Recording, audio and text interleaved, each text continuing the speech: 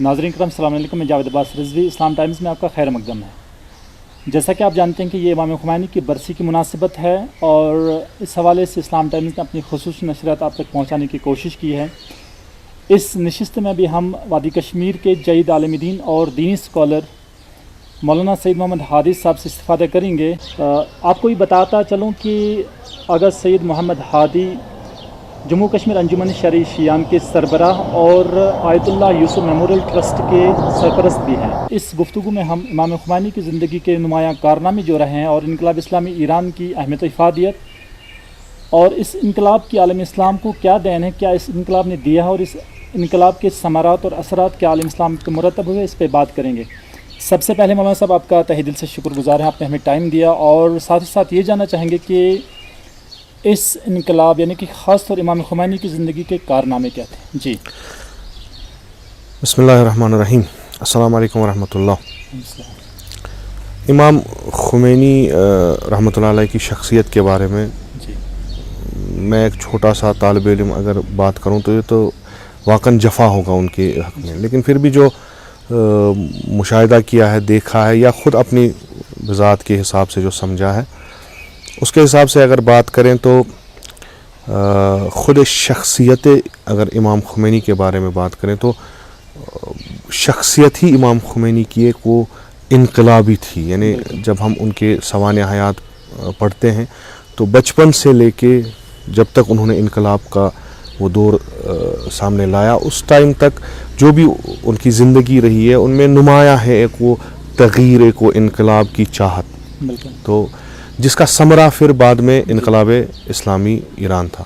لیکن یہ بات ہمیں بھولنی نہیں چاہیے کہ ہم اگر یہی ایک پہلو دیکھیں کہ انقلاب کے دوران یا انقلاب کے بعد امام کی شخصیت، لیکن اس سے پہلے جو امام خود اپنی شخصیت پہ کام کر رہے ہیں، یعنی قبل از ان کی وہ ایک انقلابی شخصیت کے شکل میں نمایاں ہو، جس نے اپنے آپ پہ اتنا کام کیا کہ وہ واقعاً اس انقلاب کے بعد ایسی نمایاں شخصیت تو ہو نہیں سکتا جب تک انسان خود پہ اتنا کام نہ کرے۔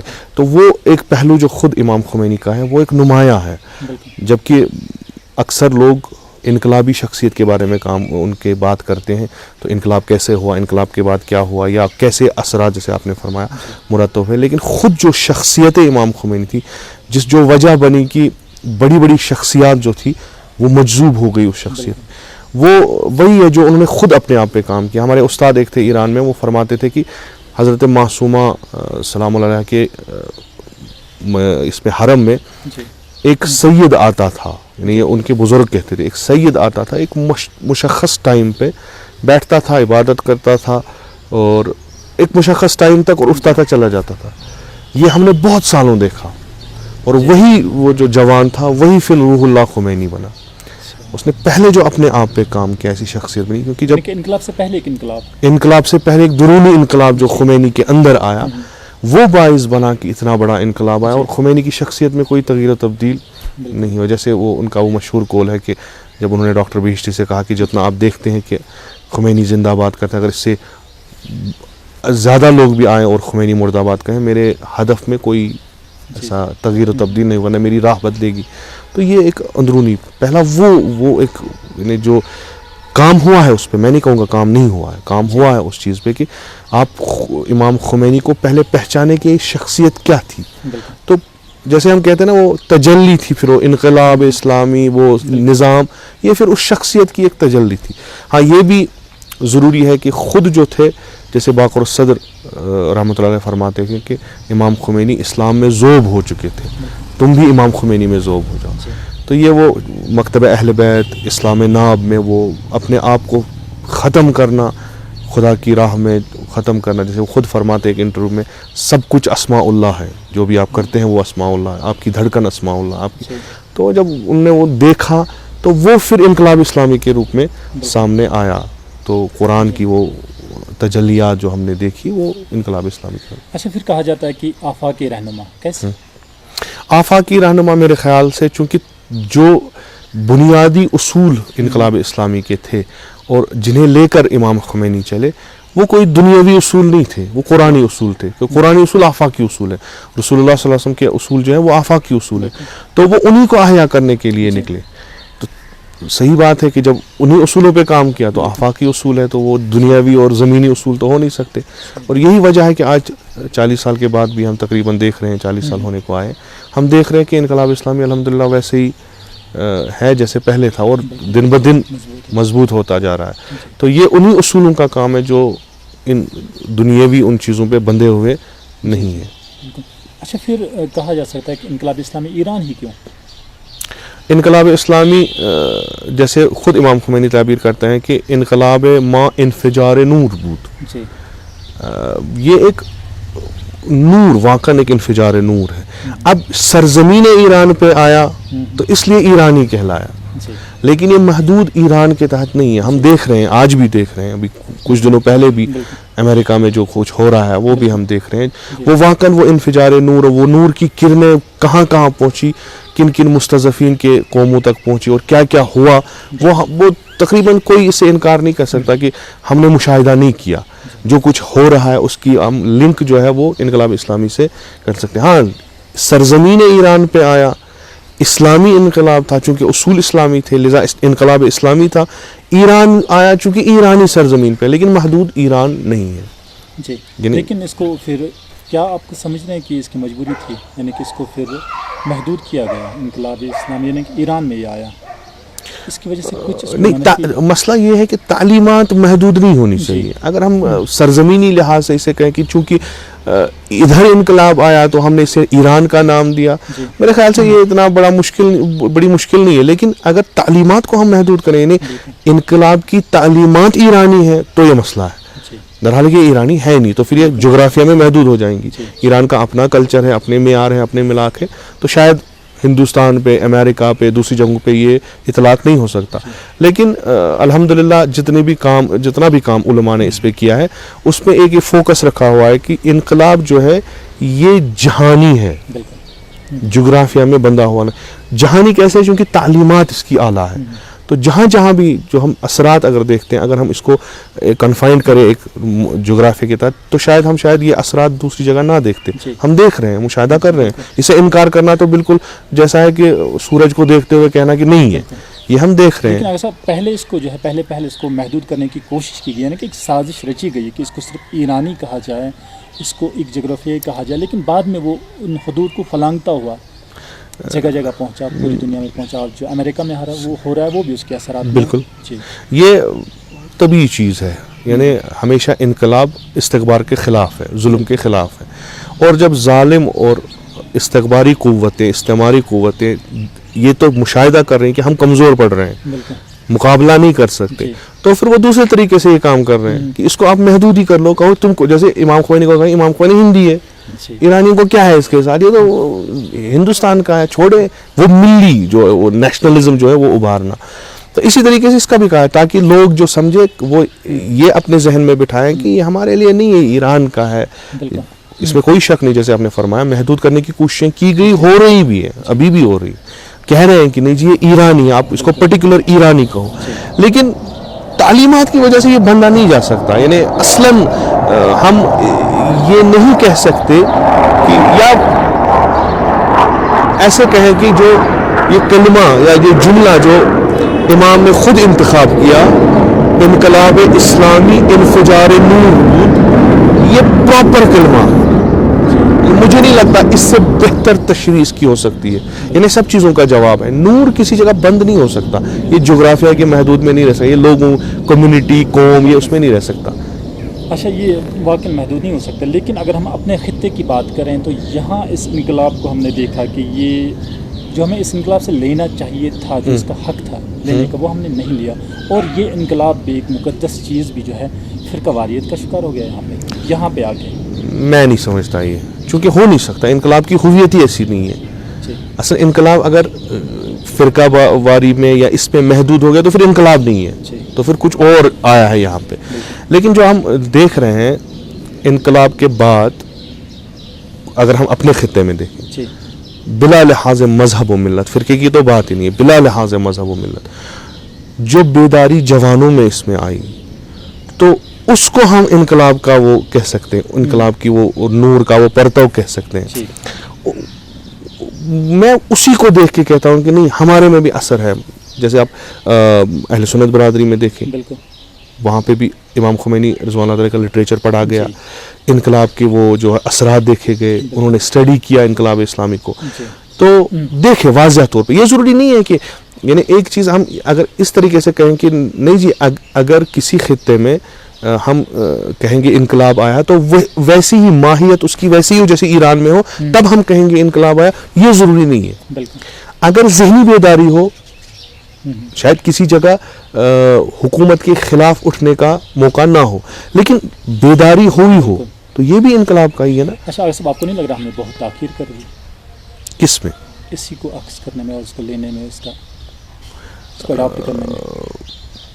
انقلاب کے اثرات اگر ہم یہ فلانگ تو وہ کہاں پہنچا ہے، لیکن ہم چونکہ اس کے جس کو کہا جاتا تھا ایرانی صغیر، ہم بہت دور نا ایک چیز حالات میں کیا ہم اس پہ بات اگر کریں کہ اس کے اثرات جو واضح ہوں، ٹھیک ہے، شاید ہمیں کم دکھ رہے ہیں، لیکن اگر ہم اس پہ اسٹڈی کرتے ہیں نا تو جب سے انقلاب 79 کے بعد کشمیر بہت متاثر ہوا اس سے، رائٹ فرام بگننگ، نہ کہ بعد میں. بہت اسٹوڈنٹس جو تھے جو علی گڑھ میں پڑھتے تھے، یہاں کے اسٹوڈنٹس ایرانیوں کے ساتھ جو پڑھتے تھے، یہاں پہ جو ایرانی اسٹوڈنٹس پڑھتے تھے، انقلاب ڈائریکٹلی یہاں پہنچا. یہ کسی کے مثلا ایسا نہیں ہے کہ دیر سے پہنچا، نہیں، اثرات اسی ٹائم سے رونما ہونے لگے.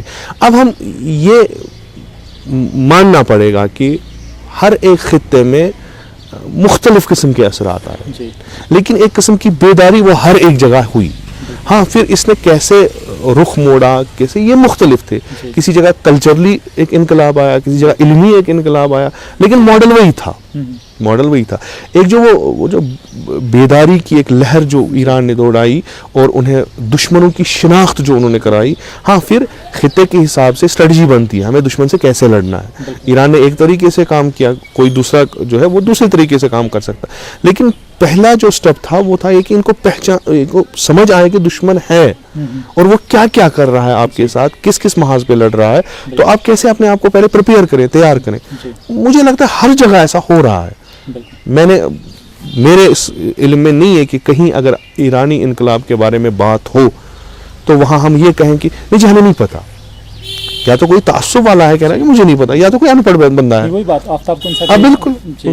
جب ہم اصلی جو انٹلیکچوئل کلاس ہے اس میں جب ہم بات کرتے ہیں تو وہ بہترین طریقے سے اس کی تشہیر و تفسیر کرتے ہیں تو ان کو سمجھ آیا ہے.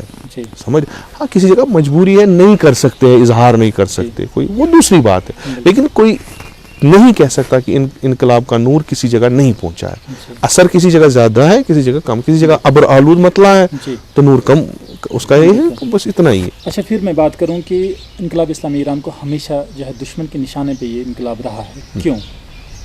انقلاب اسلامی ایران بقول امام خمینی مستضعفین کا انقلاب ہے، بالکل، اور یہ بھی ایڈمیٹڈ فیکٹ، ہم اسے انکار نہیں کر سکتے. ظالم بھی دنیا میں موجود ہے اور اکثر مستضعفین ہیں. بلاک سسٹم، استعماری system, third world, second world, first world, یہ بالکل وہ طبقاتی سسٹم ہے نا، ایک کو نیچے رکھو اوپر ایک حکومت کرے. اور جب تک یہ ظالم اور مظلوم ہے، ٹھیک ہے، تب تک ظالم کو ڈر ہے کہیں مظلوم جو ہے نا وہ کہیں اٹھے نہ.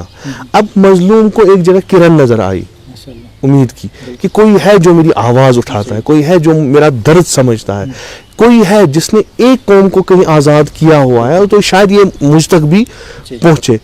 تو اور اس کے اصول بہت اعلیٰ ہے، انسانی ہے، ملی نہیں ہے، مذہبی نہیں ہے، قومی نہیں ہے، چونکہ قرآن جو ہے یہ ہدی للناس ہے. اور امام خمینی فرماتے ہیں میرے انقلاب کے اصول وہی ہے جو قرآن میں ہے. تو یہ انسانی، جیسے پیغمبر صلی اللہ علیہ وسلم کا انقلاب تھا ویسے یہی ہے، اس کی ایک پرتو، ایک تجلی ہے یہ. تو جو اب استعماری بلاک ہے، تو جب سب انقلاب پہ وہ نظر دوڑاتا ہے تو کہیں نہ کہیں اس کو اپنے عنصر نظر آتے ہیں کہ نہیں جی یہ اس طرح شاید 10 سال کے بعد یہ ویسا ہی ہو جائے جیسے میں نے کیا، جیسے ہم نے دیکھا انقلاب فرانس، انقلاب رشیا، جیسے ہم نے دیکھا. لیکن انقلاب اسلامی ایران میں وہ تعلیمات موجود ہیں جو ہر ایک مستضعف قوم کو اٹھا سکتی ہیں استعمار قوتوں کے خلاف. لذا یہی ایک وہ انقلاب ہے جس سے استعماری قوتیں ڈرتی ہیں. اب کیا ہے اس کو کمزور کرنا، لذا نشانے پہ ہی ہے. جی اچھا پھر میں بات کروں کہ امام خمینی کے بعد 40 سالہ دور کو ہم دیکھیں کہ اس کے بعد کوئی قیادت ہمیں میسر ہوئی ہے؟ الحمدللہ ایک یہ تھا، یعنی ویسٹرن ورلڈ میں جو بھی مخالف تھے ان کے، کہ کہ ہمیں زیادہ محنت نہیں کرنی پڑے گی, امام خمینی بھی زیادہ زندہ رہنے والے نہیں ہیں, تو یہ جب فوت ہو جائیں گے تو انقلاب ختم آٹومیٹکلی. اب اس پہ زیادہ سرمایہ گزاری کرنے کی ضرورت نہیں ہے, کیونکہ ان کی انٹرنل نیوز بھی تھی, امام خمینی بیمار بھی تھے, وہ بہت سارے, تو ٹھیک ہے یہ تو ہوگا.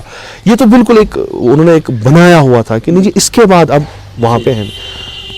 جیسے میں نے کہا اگر خدا کی طرف سے کوئی عنایت ہو تو پھر وہ خدا ہی جانتا ہے. پہلے جب بندے کی ہر چیز للہیت اللہ کے لیے بالکل, تو پھر وہ خدا تو ایک ایسی قیادت ابھری کہ شاید بعضی لوگوں کو اس بات کا یقین بھی نہ ہو کہ واقعاً کوئی ریپلیس کر سکتا ہے امام خمینی کو. یہ بڑی علم جو انہوں نے اٹھائی ہے پوری دنیا کے خلاف, کوئی ڈٹ سکتا ہے وہاں پہ. امام خمینی بہت نڈر تھے, اس میں کوئی شک نہیں. واقعاً وہ اصل بے مثال شخصیت تھے وہ, لیکن انہوں نے جو مشن چھوڑا تھا اس کو پھر اٹھانا کسی کو تھا, اس کو چلانا کسی کو تھا. وہ چیلنج جو سامنے آنے والے تھے امام خمینی کی شخصیت کے بعد, کوئی بندہ ایسا, کوئی شخصیت ایسی ہو جو وہ ان چیلنجوں پہ اترے. تو الحمدللہ خدا نے ایک ایسی عنایت کی جو ہم ابھی ولی امر المسلمین امام خامنہ یا حفظ اللہ کی شکل میں, تو نہیں لگتا کہ جیسے کمی ہو رہی ہے کچھ. انہی اصولوں پہ کام چل رہا ہے. اور سب سے بڑی بات یہ وہ شخص ہے جو اس انقلابی شخص کے شانہ بشانہ تھے. یہ انقلاب کے جو انرموسٹ سرکل کے بندے ہیں, ان کو پورا انقلاب کا علم ہے, کیا ہے اس کے اصول, کیا ہے اس کے قواعد و ضوابط کیا ہے. تو الحمدللہ اسی پہ چل رہا ہے اور آج تک چل رہا ہے, باوجود کہ دنیا ساری مخالف ہے. اچھا, پھر میں آخری سوال آپ سے یہ پوچھنا چاہوں گا کہ کیونکہ آپ کو انقلاب اسلامی ایران قریب سے دیکھنے کا موقع ملا اور سال ہر سال آپ اس انقلاب سے جڑے رہیں, ابھی یہ جاننا چاہیں گے اس انقلاب نے امت اسلام کو باہم جوڑنے کے حوالے سے کیا کوششیں ابھی تک کی ہیں؟ بہت ساری. یعنی میں ایک مثال دوں گا. جی, امام خمینی رضوان اللہ تعالیٰ نے بہت سارے کام کیے جو فقط اور فقط اتحاد کے لیے تھے, فقط اور فقط اتحاد کے. جیسے فلسطین کا مسئلہ, یوم قدس, وہ ایک دن تھا. جیسے پیغمبر اکرم صلی اللہ علیہ وسلم کی ولادت پہ 12 ربیع الاول سے لے کے 17 ربیع الاول دونوں کے عقائد کو ملا کے ایک ہفتہ بنایا, ہفتہ وحدت. اور اس میں کانفرنسیں کی, اس میں مختلف ممالک سے بہت بڑے بڑے علماء کو بلایا گیا, بٹھایا گیا, آپس میں بات ہوئی. اور یہ ہفتہ وحدت نہ فقط یہ ہے کہ ایک ہی ٹاپک پہ, اس میں اندر میں بھی کچھ فنکشنز میں شریک ہوا ہوں. فقہ پہ الگ بحث ہوئی, سیاست پہ الگ بحث ہوئی, اس میں بہت سارے کمیشنز بنے اور اس کی برکات بھی ہم نے دیکھی. ایسا کوئی ہے نہیں, بہت سے برکات. ابھی اہل سنت برادری کے بہت سارے جو ہے اسٹوڈنٹس ہیں ابھی ایران میں پڑھ رہے ہیں, اپنا فقہ پڑھ رہے ہیں. یہ نہیں کہ وہ شیعہ ہوئے, نہیں, اپنا فقہ پڑھ رہے ہیں. اور یہ برکات اسی کی ہیں. آج جو کتابیں وہاں سے نکل رہی, آج جو میٹیریل وہاں سے وحدت کی اس پہ نکل رہا ہے, چھاپ ہو رہا ہے اور دنیا کے سامنے, یا جو علماء کو ہمارا, میں یہ کہوں گا میرا ایک سبجیکٹ یہ تھا کہ وہ چیزیں آپ اس سبجیکٹ میں ہم پڑھاتے تھے کہ جس میں ہم فقہ, مثلا ایک تھا فقہ مقارن, یعنی فقہ سب کا پڑھنا ہے. ابھی شاید میرے خیال سے ابھی اس کا پی ایچ ڈی بھی وہ انہوں نے کیا ہوگا.